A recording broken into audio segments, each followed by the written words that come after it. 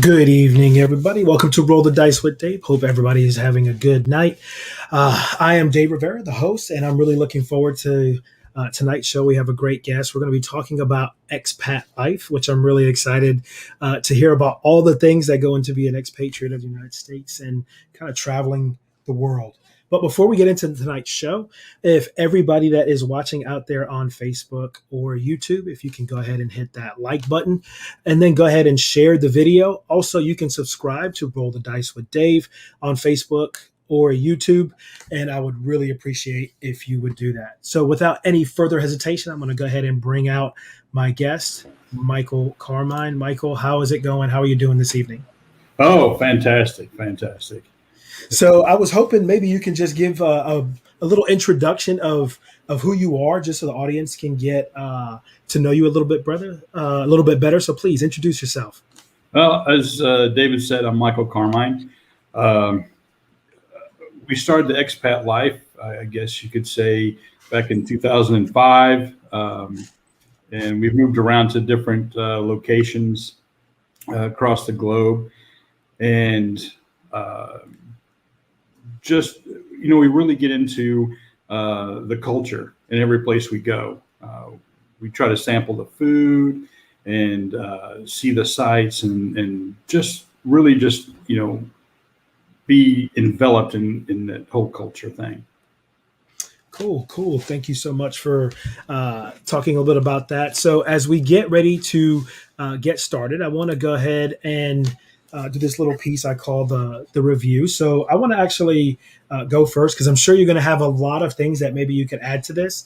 And I'm going to just make my screen a little bit bigger. I'm going to go into the solo view here for just a second because I've just got turned on to the snack, right? So, my daughter is all about these snacks. She got me trying these snacks and I am hooked. So, those of you that don't know what these are, and I think I'm saying them right when I say Pocky sticks, right? So these are my favorite. These are the chocolate covered banana cream Pocky sticks. They're not necessarily the healthiest snack or best thing for you, but damn, these things are delicious. I absolutely love these things. These things are fire. If you get a chance, you might want to try Pocky sticks wherever you go. Go to your stores. They're in the Asian food section. Here in St. Augustine, Florida, we actually go to the Asian market. And the other day, Sophia and her mom went shopping, and I said, "Hey, can you do me a favor? Just pick me up a case. Just pick me up a case because look, our pantry is like filled with them. They're in our cabinets. I absolutely love them. So my review is go get some Pocky sticks. So, Michael, do you have anything that you want to share with the audience as far as something that you just think is maybe a good thing or even something new that you've been getting into recently? What you got for us that you want everybody to maybe know about? Oh, wow. Since we live here in the Netherlands now, I would say bitter balls. It's a Dutch, traditional Dutch, like an appetizer, but it's kind of filled with, meat and kind of almost like a brown gravy, but it's deep fried. And that sounds good, dude. It's so good. And you dip it in mustard, and the mustard is like the hot, the spicy mustard, not just like the French's you buy off the shelf. It's really spicy. So it's so good. Man, it's starting to make my mouth water. It sounds so good, man. So no, I like that. Next little piece we want to get to, HTM highlights. You are so world traveled. And before we started the show, we were just kind of chit-chatting a little bit. So my question to you regarding HTM highlights or hospitality and tourism management highlights is, do you have one place that you would say from a hospitality and tourism, hey, this was the one thing I did that was just better than every place else? Do you have one? You have two, three? What you got? I can't. I don't think I can narrow it down to just one, Dave. I just can't because there's so many things that we've done. Going to UNESCO World Heritage sites like in Vietnam, to Misan, and then going to a Buddhist temple there in South Korea, or going to Keukenhof, the big tulip garden here in the Netherlands, and also there's Kinderdijk, which is about, I think it's 18 or 19 windmills. And you go out there and it's a UNESCO site too. And you go there and you just learn so much about how the Dutch really invented how to drain land, to reclaim land because the Netherlands is actually underwater. And so they pump all the water out. And how they reclaim land, and oh my gosh, it was so awesome, to learn so much about that history. So check this out, man. I'm an HTM guy, but I feel like I haven't done anything after just listening to that 60-second soundbite that you just gave us of all these cool things and cool places you went to. I also think it's pretty cool that, so I'm going to say this, and I'm saying it kind of in jest, but serious. It really just changed my perspective on that drive into Lubbock, right? When you go past all the windmills now that you're talking about, usually it's like, oh God, getting back to Lubbock. But you just, now granted, it's not where you said you're in the Netherlands now, right? Right. And that's where all the windmills are that you were talking about? Right. It's traditional Dutch windmills. They also have the power windmills like you're talking about that's outside of Lubbock. They actually have those too to reclaim, just wind generated electricity, right? The wind power. So they do have those here too. And a funny story, well, it really wasn't funny for those that lived in Texas, where they froze because the windmills, they froze up and couldn't generate electricity. And they probably just didn't plan for something like that. It's probably like 100-year storm, Hmm. in Texas. But in the Netherlands, it's an everyday occurrence when it's wintertime here that you'll get the freezing rain and stuff. And they have windmills all over the place here. And even in the ocean, there's windmills out there, wind powered, and they don't freeze. And so, it's just something like if you live in the U.S., you don't think about it. It's like, okay, it's going to get down to, negative, I don't know, 20 degrees or something, right? But here in the Netherlands, it could get a lot less than that. And they're just still turning with all that wind. So you just said something that now, as a Floridian, and I know you were a Floridian at one point. Right, right. Once you said freeze and like negative, it just kind of like, whoop, I don't even want to. Yeah. You don't even want to get into the idea of freezing, because my family now is so acclimated, I feel, to Florida weather. My wife will walk in from outside, and Yeah. I'll have the house at like 72, 73 degrees. And she goes, "Oh my God, it's so cold in here. Why do you think it's so cold?" And she'll put like a blanket or a hoodie on, and my kids do it. And I go, "Man, Right. it's so hot outside. This feels great." And then we hit or not even the beginnings of fall. I'd say even a little bit in, where we're maybe at the end of October, beginning of November. We're getting into some 60-degree weather. Right. And you would think it was a blizzard outside when they're putting on clothes. And I'm sitting there going, "Man, I was like, this is perfect," And they're like, "Oh God, it's so cold. It's so cold." So no, but it's, Yeah, oh, no, it's go the ahead. I'm same. sorry. That's okay. It's the same for my wife and daughter too. They do the same thing. That's because it's we live in the Netherlands, so it never really gets too hot. I mean, there was an exception last August where it got into the hundreds here in the Netherlands. Did it really? Oh, wow. Yeah, and That's it really was unusual. high 90s, low hundreds and stuff, and no wind blowing. And of course, it happens like as soon as all of our stuff arrives, off the ship, and we're having to unpack, and we're sweating, and we're like, "What is it? Where did we move to?" Because there's no air conditioning. Europe pretty much doesn't believe in air conditioning, and we're just sweating to death. So it's like New Jersey, right? So I think back to all, to some of my family members in Jersey that have the older houses, and there's no like central air, and there's a couple of window units. And isn't Lisa originally from Jersey? Yeah. She's Right. a So Jersey girl. that shows how she went to Florida, and now she's not about that cold life anymore. Right now, No, now, she has never been about the cold life, to be honest with you. She's always she's a beach girl, man. She wants to be near the water. that is too funny. That is too funny. But now, yeah, I'm gonna have a different level of respect, I guess I would say, for the when you hit, what is it, 84, when you get off 20 and start going northwest on 84, and that ride into Lubbock, and you start seeing all the windmills everywhere. Yeah. You know what I mean? So I'm gonna have to have a little more respect for that right there.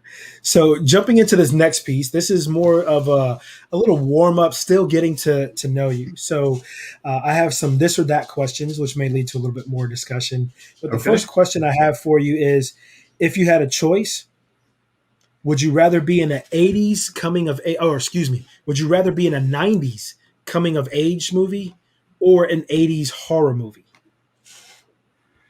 Ooh, I think the 80s. 80s, the 80s horror. So I've been on a kick watching a lot of 80s movies lately, just watching Yeah. them nonstop. Was watching Top Gun the other day. Right. And I'm kind of getting myself hyped because the new one's going to be coming out soon, Maverick, Yeah. coming out with a sequel, and I'm dying to see that. Dynasty. Um, Yeah. I'm dying to been see doing Val the Kilmer. Yeah, so am I. He's going to be in it. You know what I mean? So Yeah. I'm looking forward to that. I've been watching the Karate Kids, right? So I sat Yeah. and Have you binged gotten into Cobra Kai? dude. Cobra Kai is, oh, we freaking love that shit, bro. Yeah. Me just and my got into sons, it, too. oh, and here's the thing. So now that it's on Netflix and they like release the whole season, I remember we actually started watching it when it first came out on YouTube, when it was a Okay. YouTube show, and it was coming out like once a week. Yeah. Then they flip and they're on Netflix, and they put that whole season. We sat all day Saturday. I remember this. I remember the Saturday when we said, "Hey guys, we're going to sit and watch this," and we just sat and watched the whole thing that Saturday. My wife goes, "Have you guys seen that whole series already?" And we're like, "Yeah." Now we need more. But people don't get. It's only a Right. 30-minute roughly a 30-minute show. So you could, Right. yeah, there's 12 episodes, but I mean, that's 6 hours. So you get up in the morning, from like 9 to 12, you eat lunch, and then from 1 to 4, and you're done with Cobra Kai. You know what I mean? And That's then you're right. sitting there going, I need some more. I need some more I need Cobra some Kai. But more. yeah, That's right. yeah, That's we right. love that show, and my kids are big Karate Kid fans. Matter of fact, my sons and I, we all have Cobra Kai shirts. We're all team Cobra Kai. So Oh, is that growing right? up, I'm all about Daniel LaRusso, but now we all have Cobra Kai shirts, and we're like, man, maybe Daniel LaRusso was the bad guy, right? Yeah. Maybe Johnny Lawrence was the good guy. Yeah. Yeah. So That's no, how we you, absolutely love that how show. you interpret it, on the whole side. So I But have a follow up question with that. So you said you'd rather be in an '80s horror movie. yeah. Um, who's the actor that's going to play Michael Carmine in that joint? So let's say you're in it, right? You're in one, but then they decide to do a documentary about you. Who's going to play Michael Carmine in a movie? From the 80s? Yeah, Oh, I know man. that's hard, right? Because I was trying to think, and then I was like, who I could see do it, and this is a stretch for me. Um, Dude that played AC Slater on freaking Saved by the Bell, Yeah. Yeah. Yeah. right? So Yeah. I'm being a little ambitious because dude was like ripped and buff and everything, Right. Right. and Right. that was still more what than was that the '90s, tail end of the '80s, beginning of the '90s. Well, yeah, I think so. I think so.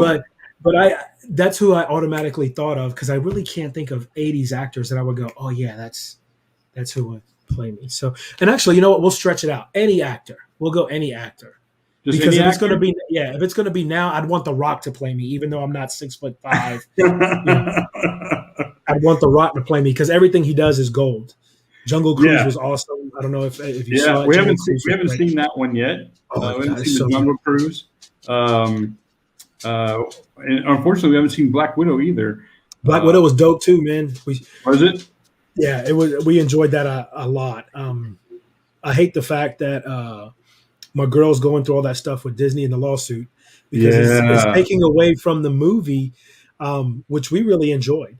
Now, I will say this: the girl who looks like that's going to take over as a Black Widow, I like her Yeah. better as a Black Widow. I like Really? her much better as a Black Widow. Ah, Yeah, okay. yeah, I like her vibe better as a Black Widow. So, but let's get back to who's All going to right. play Michael Carmine. Who's going to be Michael Carmine in the Well, movie? other than the actor that was around back then, Michael Carmine, believe it or not, he passed away. But I think not so much. I guess I'm not thinking of it so much as a buff character, but somebody maybe my size or something. So I would probably say Ron Perlman. Oh, okay.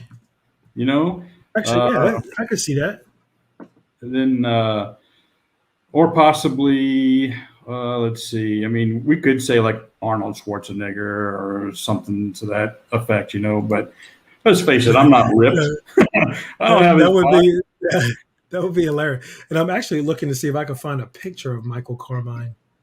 I'm gonna do let me see if I can do a share screen real quick and see Sure. if this is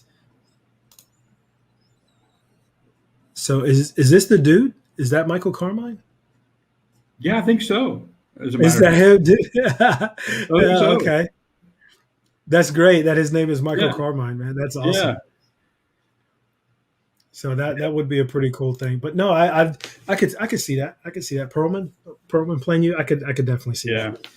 So I was thinking about it because I knew I was going to ask you this question. I was like, man, who would I pick to play Michael Carmine? And this may be a little bit of a stretch, but I would go with dude that was Hannibal Lecter, Sir Ah, Anthony. What is it? Anthony Hopkins, yeah, Sir Anthony Anthony Hopkins. Hopkins. Yeah, Right. That's who I would go with to play you. I know that may seem crazy, but I could see my man's doing you justice. I could see my man doing, Oh and yeah. that's who I would have picked. That's who I I would mean, have picked. if it was going to be like a horror flick and not just any actor, I'd probably have to agree, man. Anthony Hopkins playing me in a horror flick, oh man. So, and Yep. I've been thinking about it a lot, and I was like, you know what? I think that's who I'd go with. Yeah, absolutely. I'll tell you Uh, though, if we switched to sci-fi though, and I happened mhm. to be in an aliens movie, man, that would be so off the hook. To be Oh, in so a, you'd want to be like one a of the one Sigourney of the one, Aliens movie, or yeah, actually that would be pretty cool. What I would like to be in is I heard they're looking at redoing some of the Star Wars things because they haven't been happy with those. I would right. be about being in a Star Wars flick. I would be all about being in a Star Wars flick, or put me in a Marvel movie. I wouldn't mind being in a Marvel movie. Oh man, a Marvel movie would be good too. So, So I guess I've always been a sci-fi kind of guy. So mhm. Star Trek has always been my love, You're a right? Trekkie, a Trekkie. We Yeah, may have to have you on the episode when I start doing Star Wars versus Star Trek, Star because Trek. Yeah, I do want to get a panel of some people talking about Star Wars versus Star Trek. May have to invite you for that one. So yeah. I guess Star Wars. I was really good with the first two. Empire Strikes Back, by hands down, man, that is the best. best, the And there's people that best. will say it's not the best, that they'll say like it's one of the newer ones.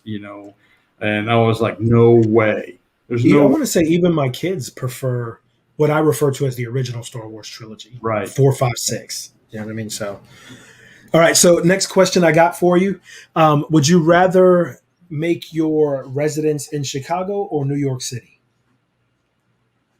Ooh. I've been to both.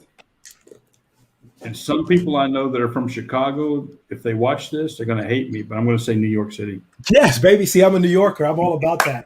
All about that New York life. Grew up in the city. Grew up in the Upper East Side of Manhattan. I don't know if I could have that same edge, that a lot of them have, because it might get me in trouble, just walking down the street and, somebody says something to you and you're just minding your own business, you know, punch him right in the face, Well, that's what you got Lisa for, right? That jersey, I bet you will come out real quick. Boy, come out real quick. And the last, in your opinion, question. This one's a little bit of a silly question. Would you rather have to fight off 5 chickens or 1 horse-sized chicken? Ooh, a horse-sized chicken. Man, I'm about to go with the 5 little ones. See, that was my thought too. Because chickens are they're They're pretty aggressive mean. at times. They are. Yeah. So the idea, and especially if it's, you don't want to end up with 5 fighting gamecocks, right? I went to South Carolina fighting roosters, like in Puerto Rico and stuff. You don't want to take on 5 of those, right? No. So the idea of if you have one of those that's a horse size, that's going to tear your ass up. So I was thinking 5, and I could just start throwing kicks, and if I have to, I can maybe outrun them from that aspect. So That's right. Or just knock them down when they're flying up in the air. Just punch them. No, that's true. But thank you so much for entertaining the silly aspect of just kind of getting your thoughts and opinions on there to loosen that up. So now we're going to get into it, right? So we're going to talk about kind of your expat life, and it's not even like it's a long time ago because you are living it still right now, and for as long as I can remember, you and Lisa and your daughter Kaylee, right? Right. Yeah, Kaylee. You guys have just, I want to say, doing things that most people say they would like to do, but don't necessarily have the guts to do. And like you guys have been doing it. I'm not going to lie. My wife and I have lived vicariously through you and Lisa, watching your adventures. I'm so glad. This is one of the benefits of social media, that we get to see all of these things. And it's like, hey, cool. Did you see this? Hey, did you see that? Not too long ago, I saw you posted that you went to an actual, real, authentic butcher, right? Right. Yeah. So, right. I was like, man, who the hell goes to a butcher anymore? So you actually went to a butcher. And I thought that was the coolest thing. So the first question that I have for you is, you've gone through so many relocations. Mm-hmm. What's it like for you going through so many relocations, and how has it been that each relocation has been a little bit different from the last? Oh, they're all different. I'll start with Hawaii. To be honest with you, that was our first. Although it's part of the United States, people don't think of it as international. But when you move there, it's treated as an international move, and they will charge you as an international. If you can monetize it, they're going to do it, right? So, That's right. what's one of the things that you said? You said if they can charge you, they'll treat it like international. Can you give me an example specifically of what's something that they make feel that it's an international aspect, even though it's Hawaii, which is part of the United States? The container, putting everything on the container. So packing it up and moving from let's say East Coast to West Coast, it's one price, right? It's not going to be astronomical. But you put that sucker on a ship and have to sail it, $18,000. Now, let me ask you this: did you guys transport And cars, or did you just get cars there, or is that like everything, or is this just certain things? that was everything. It's pretty much everything we owned that we, Okay. had near and dear to our heart, right? I didn't take my motorcycle. I didn't take my Infiniti i30. You didn't take but you stored it, right? Or did you sell it? No, nope, I sold it. Oh, Um, wow, man. Because I was about to say, for as long as I can remember knowing you, I want to say I'd known you to have a motorcycle. yeah, yeah. And so we didn't take any of that. Lisa sold all of her snow skis and stuff like that. We sold all of our winter clothes, because we didn't need them, or we gave them away, actually, whether it be to Goodwill or Salvation Army, something like that.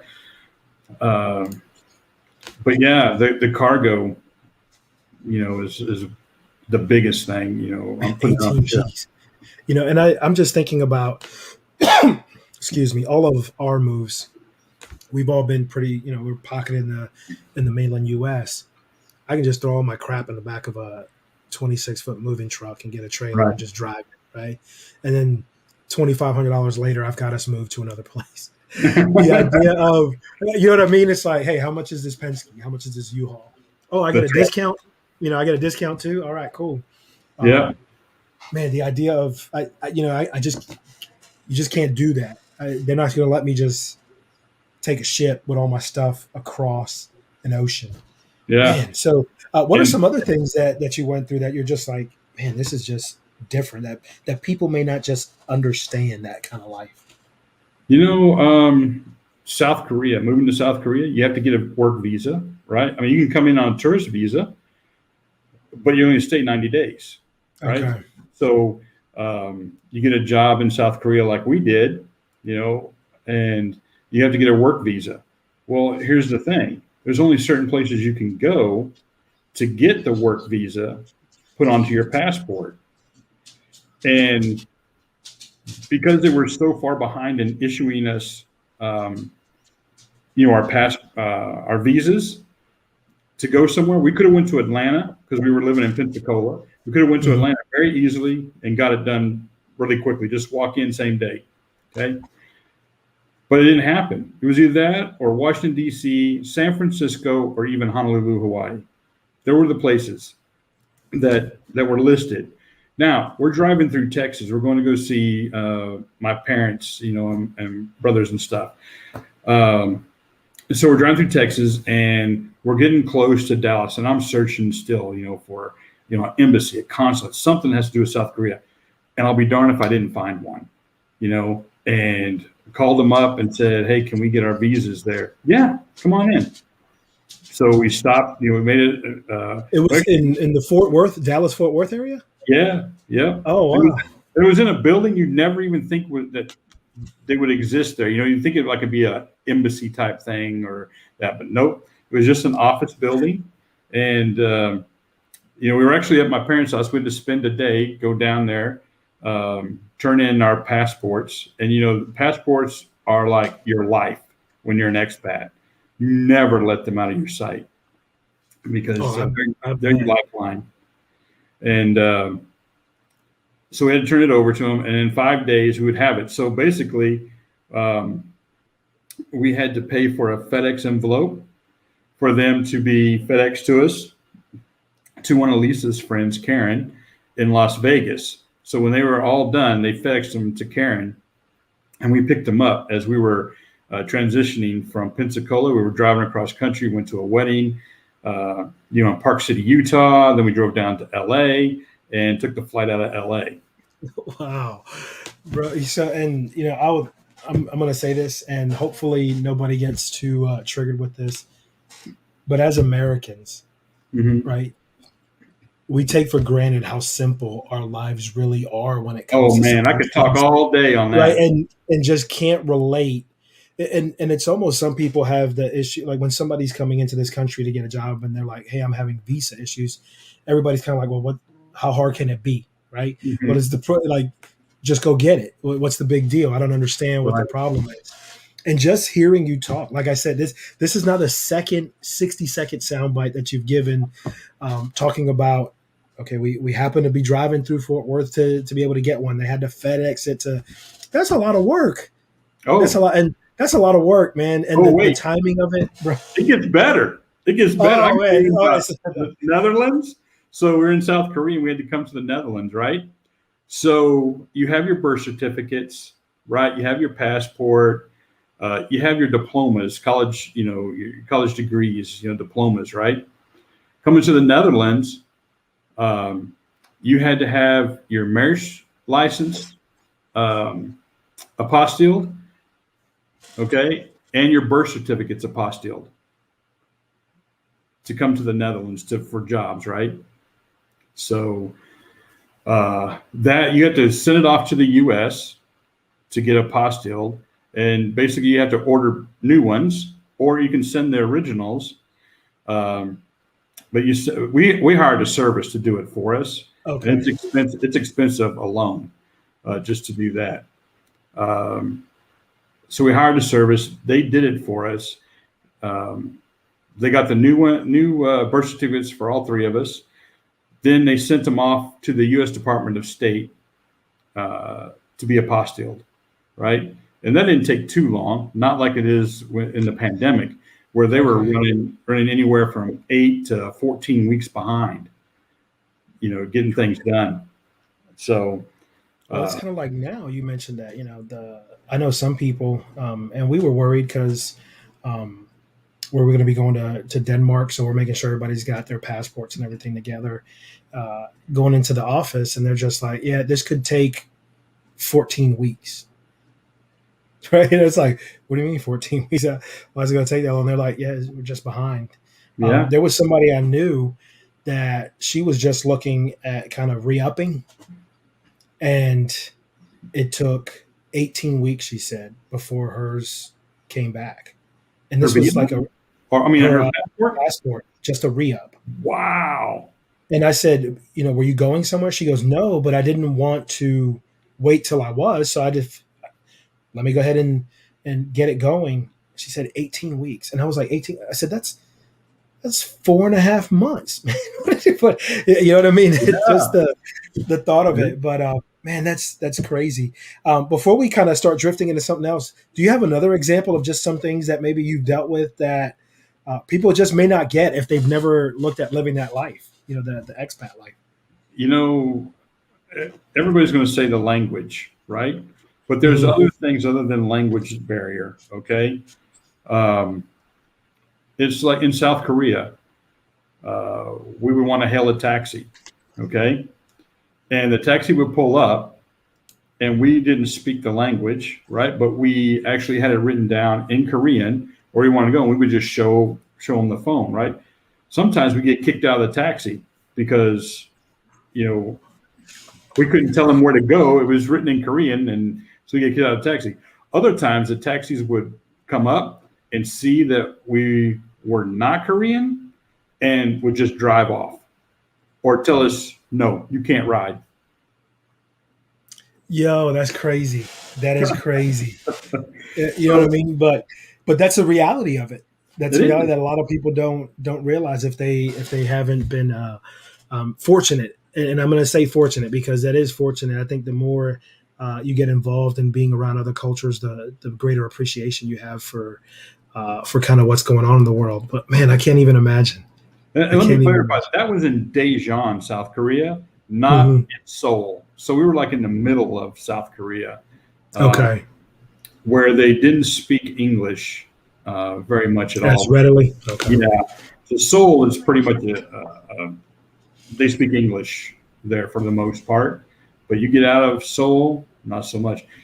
And food, there's only so much kimchi a person can. So, and I was about to say, so can you tell me all the places you've been? So, South Korea, Yeah. You mean to work or everywhere we've Justin, been? like everywhere you and Lisa have been. Oh gosh. Uh, okay, so we've been to Hawaii, we've been to South Korea, we've been to the Netherlands. Here we live in The Hague, um, which is where the International Criminal Court is. The, Okay. let's see, we've been down the Mexican Riviera, we've been to uh, Mazatlan, we've been to Okay. Puerto So you guys are Vallarta, very well traveled yeah, around. Ensenada, and we've been to, Okay. oh, you go to the Caribbean side, we've been to pretty much every island on the Caribbean. Our first trip, Lisa and I took together, was to Aruba. That was our first Nice. international trip together. Okay. And then And we got so, into cruising, and I mean, the Caribbean life, that's nice. so now the reason why I asked like all the places you've been, it's not like you don't know what to do when you're traveling internationally, right? It's not like you guys are newbies. So the difference is that as an expat, you're living at a place and working at a place, but you guys have some seasoning. You guys have some experience in dealing with Right. things, and to hear that still there were some things that kind of rippled up, which brings me to my next little piece of conversation in dealing or talking about the expat life. Can you give us a few examples of maybe some compare and contrast of normal things other places that we would consider unusual, or things that we do that we say, hey, this is normal here, and if you did there, they're like, what the heck is that? Um, you know, let's start with this one. Well, let's take medical. Okay. Okay. Going in the US, you make a doctor's appointment. You go in, you see your doctor, you pay your copay, whatever it is, $35, $10, whatever it is, right? You pay your copay. Uh, in South Korea, if you wanted to see a doctor, it was basically 3,000 won. And 3,000 won was like nothing, like I want to say around $2 and change. And you could just walk in. You didn't have to have an appointment to just go in. Like if you had a sinus infection, something like that, you didn't have to worry about it. Okay. Okay. You just paid your 3,000 won or whatever. If you had to go see a specialist, it wasn't much more than that. But there's some things that you miss from the U.S., like the girls mani pedis. In South Korea, that really wasn't a thing. Okay. So trying to think something else that maybe we can look at talking about, because you just talked about medical a little bit. Hmm. So let's talk about the compare and contrast on the whole COVID situation. Oh yeah, okay. Yeah, so let's talk about the COVID situation. That Um, might trigger some folks. I know, but I still want to let's talk about this. So American citizen, but you're Yep. in a foreign country now. Hmm. Yep. What are some of the things that they're doing in the Netherlands, and compare that to what you're witnessing that they're doing here in the States? So let's start with, what's it like being in the Netherlands and how they're dealing with the COVID situation? Well, if you don't mind, could we back up to South Korea where COVID when it first started? Yeah, yeah, definitely. Okay. So when COVID first started, it started in South Korea and the U.S. on the exact same day. Okay. And South Korea took a much more proactive response. They started setting up COVID testing centers, even on interstates.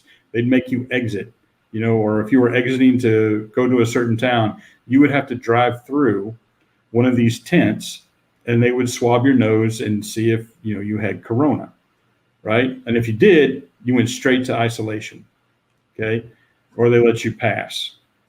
Uh, so they were much more effective at getting everybody, look, you're going to wear a mask, you're not going to go to school, you can't go to public places, there's all these things you can't do. And people in the US might look at that as martial law, or nobody can tell me what to do, but it's for the good of the people. It's not about you, it's about the other people. Like our daughter has compromised lungs, right? So Okay. we do it for her, and we think about other people that might be in the same situation. Elderly people, they're very susceptible to corona. And think about it from your loved one perspective. Would you want somebody with corona being around your grandfather, and your grandfather dies from corona because somebody didn't wear a mask or Mhm. didn't get tested or something? So, and then you move to the Netherlands, and when we got here, it was moving to the Netherlands during the pandemic was an experience. Man, uh, and I didn't even really think about that much because you guys have been there, what, about a year? Less than a yeah, year? About a yeah, year? just a year now, a little over a year, just a year and a couple weeks. So moving here during the pandemic, everything was locked down. Uh, they really didn't have much public places to go. Theaters, you couldn't go to a movie theater or go to a theater for arts or anything like that. All of the museums, and talk about museums in the Netherlands, man, there is nothing like the thousands of museums you can go to here in the Netherlands.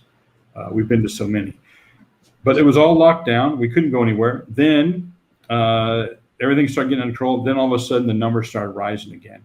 And then you had young kids, college kids that want to party. They want to go to nightclubs and stuff. Well, they came up with a way that it's circumvented. You had to show a QR code, right? And QR codes aren't the same in the U.S. It's not a big thing, but in Europe and Asia, QR codes is it. Everything is done with a QR code, and so you'd have to show this QR code, and if it was green, then that means you were good to go. You could walk in. If it was red, they kicked you out. You couldn't come in. Well, anyway, the younger generation now came up with a way to circumvent that, so it always showed green. So they were getting Mhm. into clubs even though they had corona, and Oh, so the snap. numbers just skyrocketed here in the Netherlands, and so they went back to another lockdown. And now the Netherlands is a little bit more relaxed, but yet the numbers are still, they're not as climbing as high, but they're still there. And you have to look at Europe because every country has a different color code, and it goes by number of cases that are reported. So the Netherlands are red, and Okay. that means we can't travel to Belgium. We can't travel to Germany. We can travel through it, and we can't stop. We can't stop for gas. We can't stop to stay in a hotel. It's straight through, wherever we're going. And I think it's even the same for France. No, France has changed a little bit, I think, recently, because we have some friends that went to France. Um, but you have to drive straight through. Oh, wow, man, that's crazy. That's crazy. Kind of going into last couple of questions regarding expat life. Do you see yourself staying kind of international and in the expat life, or do you see yourself returning to the U.S. anytime in the near future? Near future, no. The No, expat so life, okay. the expat life is amazing because you meet people from all over the world, and they all go through the same thing that you go through, or you can, sympathize or empathize with them because you've been there, done that, and you have this strong community. If in the U.S. you lived on a normal street in the U.S. anywhere, right? You wouldn't know Hmm. your neighbors. They wouldn't come out and talk to you. You wouldn't, it wasn't like when I was growing up where we all knew each other and that, on the block, we knew each other's kids and that. But expat life, everybody. Their, Oh, really? yeah, it's just like living back when I was a kid. If one person finds out that, hey, there's a new restaurant opened up and they're serving hamburgers, like an American style hamburger, and it's like it goes right through the expat chain, and everybody's going there to try it. Or if somebody finds a restaurant that is a South Korean restaurant that they say, oh, you got to try this or you got to try that, so then everybody goes there to try it. Oh, cool. Okay. All right. Cool. So That's the, so the so expat life, expat life is the life right now. oh man, it's so good. to be an expat because Cool. So, we're just open to other people, to other cultures. And if you're living in the U.S., growing up, going through the public education system in the U.S., you hear all these things that are negative about these countries, or just things that, you're like, oh, wow, I wouldn't believe that, and then you actually go to these countries and you find out it's nothing like that. It's totally different, I mean, like medicine in the Netherlands, you have insurance, right? But when you reach 300 euros out of your pocket, that's it. Everything else is covered. And it's, I guess you could call it like socialized medicine.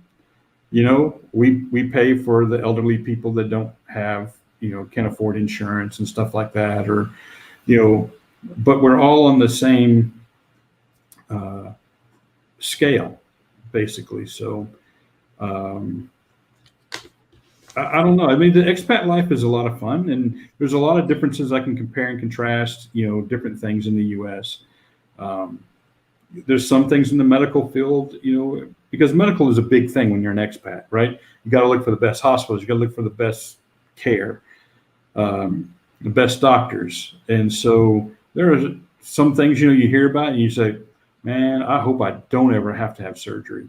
I hope I don't ever have to have an operation because, you just don't know. mm-hmm. Man, it's crazy to think about it that way. It puts a lot of things into perspective from there. Last little question I have for you as far as regarding just the conversation related to expat life. Do you see any employment opportunities on the upcoming horizon? As a matter of fact, yes. So what you got? What you got? Are you ready? I am ready. We're going to be moving to Doha, Qatar. No way. Yeah. So when is this happening? Quickly. Our stuff's already on a ship. It's already so we'll be leaving like very quickly. Man, I tell you what. So I'll tell you what. When it'll probably happen this week, within a week. Oh wow. I tell you what, that's not, the international superstars. You and Lisa and your daughter are going to be known. No, but you know what? Kind of touching a little bit on your daughter, the experiences that she's going through at this age. Now, you had mentioned, because we talked about it a little bit, but you were pretty well traveled growing up because you said you were a military child. Is that correct? Yeah, military brat. That's what they called us. Military brat. So I grew up at a lot of different military bases in the U.S., and then I spent 2.5 years in Okinawa, Japan. Okay. So I would say your daughter is beating you on the spectrum, though, of traveling around, and you at least aren't in the military, right? Yeah. And I can tell you that, on the expat life, you can't trust everything you read online, right? It's just like Facebook. People take things that post on Facebook as, it's the gospel. And then you do your own research and you find out it's really not true, or it's only half truth. And so that kind of happened to us in Korea. We were told there was English speaking schools that our daughter could go to. When we got there, come to find out, no, she had to go to a South Korean school, and she had to go back a grade so she could learn Korean. Oh, wow. So that she can converse in Korean for her next grade level, right?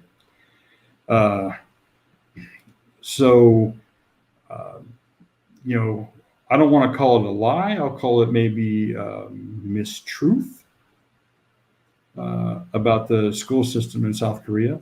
In Seoul, yes, you could have that option. But in Daejeon, there was only one international school, and it was $20,000 a year. Wow. Plus, there was I think a $15,000 up front for facility upkeep, a one-time charge of $15,000. Oh man, but man, I tell you what, I tell you what, the the education I got today, just sitting and listening to you talk about expat life. We could probably talk about this for hours and hours and hours. But as we bring everything together to kind of wrap things up today, the last piece that I have is referred to as the rant and rave. But this is where somebody has a chance to kind of give their last little thoughts on the topic at hand. So, is there any parting thoughts you want to leave with everybody regarding expat life? Expat life, I would say, do it. Do it, even if you just do it for a year. To be honest with you, it will open your mind up to how things really work in the world. It doesn't really, in the US, you're kind of like, it works this way or works that way. But when you actually go out and live it, you actually find out that things are a lot different. And I can't express enough how much we love the expat life. And, and we don't have, the hamster wheel as we did in the US.